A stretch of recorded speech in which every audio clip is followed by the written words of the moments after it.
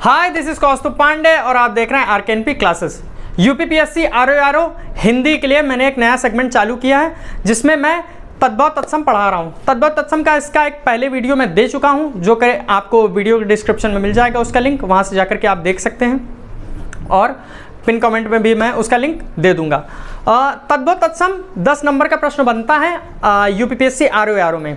आप सभी को पता है कि यूपीपीएससी आरओ बहुत जल्द अपना जो वैकेंसी है वो रिलीज़ करने वाला है और बहुत अभी तो प्रोसेस में है और अभी ज़्यादातर विभागों से ये पूछा जा रहा है कि कहाँ क्या पद खाली हैं, तो उनको फुलफिल करने के लिए तैयारी यूपीपीएससी कर रहा है। तो आप ये समझिए कि कुछ ही दिनों में आपको इससे संबंधित नोटिफिकेशन देखने को मिल जाएगा। तो आप बैठने से अच्छा है कि बैठ करके इंतजार करें कि जब नोटिफिकेशन आएगा तब तैयारी करेंगे। इससे अच्छा ये कि आप तैयारी करना शुरू कीजिए। आप हिंदी को लेकर के शुरू कर दीजिए, बाकी फिर सामान्य अध्ययन से भी अगर मैं वीडियो डालता हूं तो आप उनको देख सकते हैं। चलिए बात करते हैं। पार्ट 1 कल मैंने डाल दिया है, अगर आपने वो नहीं देखा है तो सबसे पहले आप लोग वो देख लीजिए, इसके बाद पार्ट 2 में आप आइएगा। पार्ट 1 में मैंने सब कुछ बता रखा है, तद्भव क्या है, तत्सम क्या है। इसके बाद मैंने तद्भव कैसे आया संस्कृत से हिंदी में, तो ये भी मैंने बताया है, और तत्सम में कितने भेद हैं। और ये दूसरा प्रकार है। तत्सम में 2 प्रकार के होते हैं, एक आपका परंपरागत तत्सम शब्द है, दूसरा ये निर्मित तत्सम शब्द है जो कि मैं आपको इसमें बताने जा रहा हूँ। थोड़ा जल्दी हो रहा है, खैर चलिए बात करते हैं। अब थोड़ा सा तसल्ली से चलेंगे समझते हुए चीज़ों को, ठीक है। सीधे आते हैं तत्सम शब्द के बारे में कि तत्सम शब्द क्या है। जो शब्द नए विचारों और व्यापारों की अभिव्यक्ति, देखिए कल मैंने इसको मोटे तौर पे समझाया था, आज मैं प्रॉपर आपको बताते हुए चलूंगा। जो शब्द नए विचारों और व्यापारों की अभिव्यक्ति करने के लिए संस्कृत के व्याकरण के अनुसार समय समय पर परिवर्तन आता रहा। देखिए हुआ क्या कि जो ये है क्या बोलते हैं तत्सम और तद्भव, ये दोनों ही आपके संस्कृत से निकले हुए हैं, लेकिन इसमें परिवर्तन आया और उसका भाव बदला, इस वजह से तत्भाव बना। और जो सेम टू सेम ज्यों का त्यों रख दिया गया तो वो तत्सम बन गया। इसका मैंने ट्रिक भी कल आपको बताया था कि तत्सम को याद कैसे रखते हैं, तत्सेम, और तद्भव को जब भाव परिवर्तित हुआ तो तद्भाव हो गया, ठीक है। तो तत्सम में ये चीज हुई कि जब समय समय पर परिवर्तन इसमें आता रहा संस्कृत व्याकरण से, तो वो जा करके आपका तत्सम में आ गया, और आने के बाद ये कुछ इस तरीके से परिवर्तन हुआ जिसमें मैं आगे आपको उदाहरण भी बताऊंगा। आज भी अनेक साहित्यकारों, छायावादी युग और उसके बाद के कवियों, विचारकों, विद्वानों द्वारा आवश्यकता अनुसार तत्सम शब्दों का निर्माण किया। देखिए समय समय पर जैसे जैसे परिस्थितियां बनती रही तो वेदों से, क्योंकि ये सारी चीज़ें ली गई हैं, तो जैसे जैसे आवश्यकता पड़ी वैसे वैसे इनमें परिवर्तन भी किया जाने लगा। और जो जिस तरीके की आवश्यकता थी परिवर्तन की, उस तरीके से परिवर्तन करके और तत्सम शब्दों को, जो नए तत्सम शब्द थे जिसको निर्मित तत्सम शब्द भी कहा जाता है, वो बनाए गए। उदाहरण के लिए एक ले लेते हैं निराशा। निराशा एक ऐसा शब्द है जो देखने में तो लगता है, ये देखने में तो लगता है कि तद्भव है, ये देखने में क्या लगता है आपका, तद्भव है, लेकिन एक्चुअल में ये जो है ये तत्सम शब्द है। क्या है, तत्सम शब्द है। समझते हैं कैसे। निराशा, तो ये जो आशा शब्द है, ये जो आशा शब्द है, ये आपका संस्कृत से लिया गया। ये जो शब्द है ये आपका संस्कृत से लिया गया, और इसमें क्या किया है, निर की जो उपसर्ग लगा करके, ये जो निर उपसर्ग लगा करके इसको निराशा कर दिया है। तो ये तद्भव नहीं है बल्कि ये तत्सम शब्द है। आप इसको ये समझेंगे, ये तद्भव नहीं है, ये तत्सम शब्द है। यही मैंने बताया ना कि संस्कृत से, देखिए इसको जो लिया गया है संस्कृत से लिया गया है,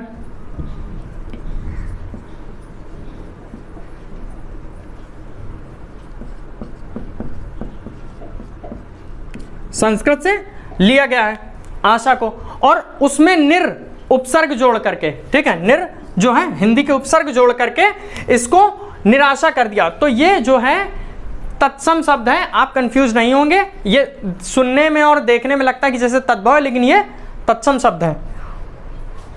अब बात करते हैं कि मैंने कल भी मैंने शॉर्ट तरीके आपको बताए थे, उसमें कल शॉर्ट ट्रिक मैंने आपको बताई थी कि जो कैसे आप पहचानेंगे। जैसे आपके पास 4 ऑप्शन दिए हैं और आपको बताया गया कि आप ये बताइए इसमें कि इसमें तद्भव कौन सा है, इसमें तत्सम कौन सा है।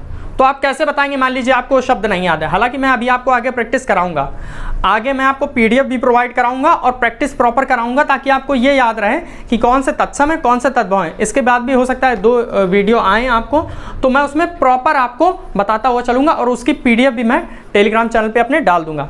टेलीग्राम चैनल का नाम है हमारे आरकेएनपी क्लासेस, जाकर के आप अभी ज्वाइन कर लीजिए। उसका लिंक जो है मैं वीडियो के डिस्क्रिप्शन में दे दूंगा, ठीक है? तो उसे जरूर ज्वाइन कर लीजिए, क्योंकि काफ़ी सारे इंपॉर्टेंट नोट्स वगैरह मैं उसमें डाल देता हूँ और नोटिफिकेशन संबंधित भी चीज़ें मैं उसमें देता हूँ। तो बात करते हैं, वापस आते हैं तत्सम और तद्भव। अब इनको पहचानना कैसे है? मान लीजिए आपको दे दिया है कि तत्सम और तद्भव है, अब इसमें पहचानिए। तो अगर आपको नहीं याद है तो इसमें कोई शॉर्ट ट्रिक है जिससे आप पहचान सकते हैं। बात करते हैं, ठीक है, शा शब्द जो है और तत्सम से आता है, मतलब तत्सम में आपको ज़्यादातर शा शब्द दिखेगा, ये दिखेगा ही दिखेगा। और अगर यही चीज़ तद्भव में चली जाए, तत्सम से तद्भव शब्द में चली जाएगी, तो वहाँ पर खा और छा दिखेगा, ठीक है? समझ गए आप? एग्जाम्पल ले लेते हैं, उदाहरण अगर लेते हैं तो उदाहरण में सबसे पहले अक्षवाट। अक्षवाट जो है वो अखाड़े का तत्सम रूप है, या बोल सकते हैं कि अक्षवाट का तद्भव रूप जो है वो अखाड़ा है। क्या है? अखाड़ा जो है वो अक्षवाट का तद्भव रूप है। बात करते हैं अक्षर। अक्षर का तद्भव रूप क्या है? अक्षर। सुना होगा ना आप सभी ने कि जो थोड़े से जिनका प्रोनाउंसिएशन अच्छा नहीं होता है, सारा देखिए खेल है प्रोनाउंसिएशन का ही। जब प्रोनाउंसिएशन बिगड़ता चला गया और तो वो उस तरीके से चीज़ें भी परिवर्तित हो गई। अक्षर जो है वो तद्भव रूप उसका क्या है? अक्षर, ठीक है? बात करते हैं आगे अक्षी। अक्षी का जो तद्भव रूप है वो आंख है। क्या है? आंख, ठीक है? आप याद रखेंगे तो आप ये नोट डाउन कर लीजिएगा शॉर्ट तरीके से। देखिए मैं फिर कह रहा हूँ, मैंने कल भी आपको वीडियो में बोला था कि इस चीज़ का कोई 100% वो नहीं इस ट्रिक का कि 100% ये सटीक बैठती। अगर ऐसा होता तो मुझे आपको आगे पीडीएफ तैयार करने की ज़रूरत ही नहीं थी, नहीं मैं पीडीएफ के लिए बोलता। कुछ एक्सेप्शंस भी हैं, लेकिन हाँ ये काफ़ी हद तक ये सही हो जाता है, ये काफ़ी हद तक जो है आपका सही कर देता है, आपके प्रश्नों को सही करेगा। बात करते हैं, नेक्स्ट आते हैं, अब बात करते हैं खा से खटकोण, शाह, सलजम वाला शाह, ये आपको ध्यान देना है। खा से खटकोण, सलजम वाला शाह और श्रा।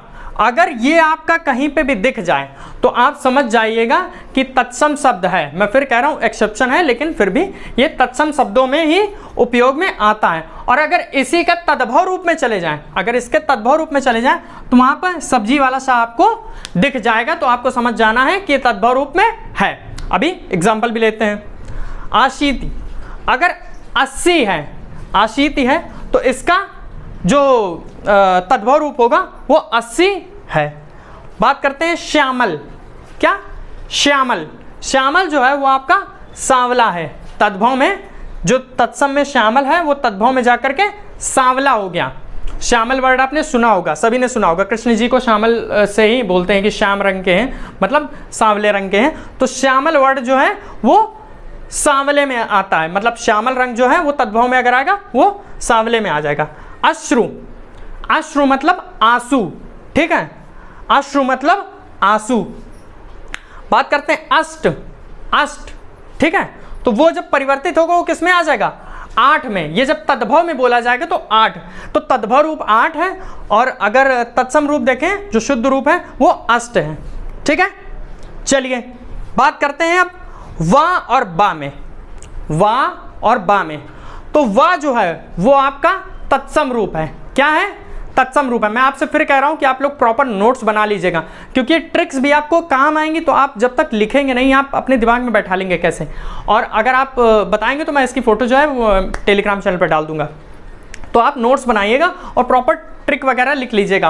और हैंड रिटन नोट्स का सबसे बड़ा फ़ायदा होता है, मैं हमेशा अपने वीडियो में बोलता हूँ कि हैंड रिटन नोट्स का सबसे बड़ा फ़ायदा ये है कि जब आप लिखते हैं तो आपको ये याद रहता कि मैंने कहाँ क्या लिखा था। अगर आप कट भी लगाते तो वो भी आपको चीज़ याद रहती है, तो लिखने में चीज़ें आपको ज़्यादा याद होती हैं। चलिए बात करते हैं वा और बा में। तो वा जो है वो आपका तत्सम है और बा जो है तद्भव है। कैसे? वन, वन क्या है? तत्सम रूप है। वन क्या है? तत्सम रूप है, जबकि वन, ठीक है, वन को अगर तद्भव में पढ़ेंगे तो वन पढ़ेंगे, ये जो है तद्भव रूप है। बात करते हैं वर्षा, इसका एग्जाम्पल मैंने कल भी दिया था, वर्षा। तो वर्षा जो है वो आपका तत्सम रूप है, और वर्षा क्या? वर्षा, ये आपका तद्भव रूप है, ठीक है। अब बात करते हैं ऋ से ऋषि और चंद्रबिंदी की। ऋ से ऋषि, चंद्रबिंदी की। तो ग्राम, ग्राम जो है वो आपका तत्सम रूप है, इसमें ऋ से ऋषि या इसकी बात हो रही। तो देखिए ऋ से ऋषि जो है आपका तत्सम रूप है, ग्राम, और अगर इसी को चंद्रबिंदी में ले जाए तो गांव, क्या? गांव, ये तद्भव रूप है। गांव जो है वो अशुद्ध है, तद्भव रूप है। रोम, रोम, रुआ, ठीक है। तो जो रुआ है वो आपका तद्भव रूप है, और रोम जो है, रोम जो है वो आपका तत्सम रूप है। गाने में भी सुना होगा रोम रोम, ठीक है। चलिए, तो यहाँ तक वीडियो था, ये चीज़ मैंने एक्सप्लेन कर दिया। अब नेक्स्ट वीडियो आपका इसमें आएगा जो आपको प्रॉपर एक तरफ तद्भव एक तरफ तत्सम, मैं आपको पढ़ाता हुआ प्रॉपर चलूंगा कि इसमें तद्भव क्या है, तत्सम क्या है। 2 वीडियो तकरीबन इसमें रहेंगे, और उसमें मैं कंप्लीट आपको, हो सकता है कि ये बढ़ भी जाए, लेकिन 2 वीडियो में मैं कोशिश करूँगा कि आपको कंप्लीट करा दूँ, और उसका जो PDF है वो मैं टेलीग्राम चैनल पर डाल दूँगा। ज्वाइन कर लीजिएगा आप सभी, RKNP क्लासेस नाम है टेलीग्राम चैनल का। आप सभी के लिए मैं हिंदी का सेगमेंट चालू रखूंगा और ये कंप्लीट कराऊंगा। मेरी कोशिश ये रहेगी कि मैं पूरा कंप्लीट करा दूं, और प्रीवियस ईयर पेपर भी मैं आपको दूं, जिससे आपको क्वेश्चन समझने में आसानी होगी कि किस तरीके का एग्जामिनर जो है क्वेश्चन पूछता है, किस तरीके के प्रश्न बनते हैं। वीडियो अगर पसंद आए तो वीडियो को लाइक कीजिए, चैनल को सब्सक्राइब कीजिए, बेल आइकन को दबाइए ताकि वीडियो का नोटिफिकेशन सबसे पहले आप तक पहुंचे, और हमारे साथ ऐसे जुड़े रहिए। और प्लीज़ आप सभी लोग सपोर्ट करिए थोड़ा सा। मैं देखता हूँ जब अपने एनालिटिक्स में तो वीडियो देखते हैं लोग, लाइक नहीं करते हैं, और जिनने सब्सक्राइब कर रखा है तो उन्होंने बेल प्रेस नहीं कर रखा है, तो उनके पास नोटिफिकेशन जाता ही नहीं। तो जिनके भी अभी बेल प्रेस नहीं है तो प्लीज़ बेल आइकन जरूर प्रेस कीजिए, ठीक है। बहुत बहुत धन्यवाद।